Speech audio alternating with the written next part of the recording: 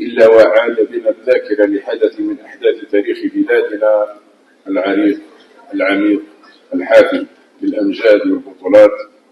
وها نحن اليوم نشارككم بناتنا العزيزات أبناء الأعزاء الأسرة التربوية الكريمة الاحتفال بيوم العلم الذي يصادف اليوم 16 من كل سنة، وهو كما تعلمون يصادف يوم وفاة العلامة عبد الحميد بن باديس 16 أبريل 1940. إذ أننا نقف جميعا هذه الوقفة في ذكرى وفاة رائد نهضتنا وانبعاثها العلامة عبد الحميد بن باديس رحمه الله ابن باديس رحمة الله وثوابه عليه،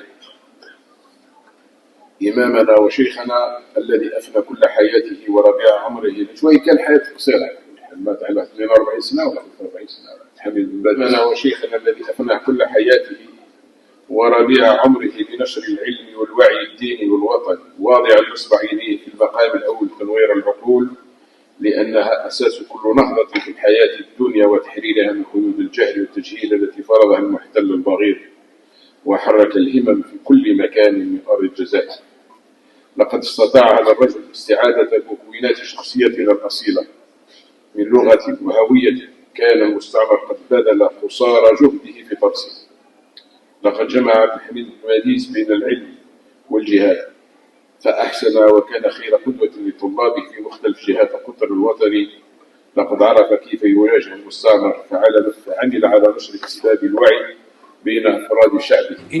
إن اليوم يذكرنا بما لا ينسى سيرة العلامة والرجل الشيخ عبد الحميد بن باديس، مؤسس جمعية العلماء المسلمين الجزائريين ومصدر الصحف كالشهاب والبصائر، رائد وقائد النهضة الجزائرية. هذا القام الذي من فك ينشط من أجل الجزائر محاربا بعلمه وثقافته ودينه جبروت الاستعمار الفرنسي، مؤكدا للعالم على أن الجزائر جزائرية ولن تكون فرنسية أبدا.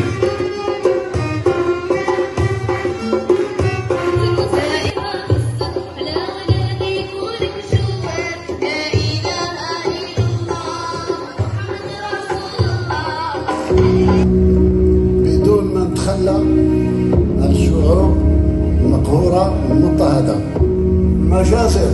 المجازر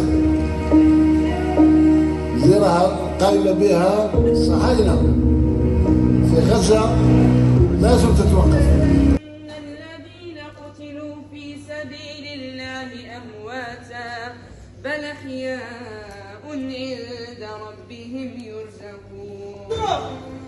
خذوا هذه الجثة وألقوا بها في القمامة.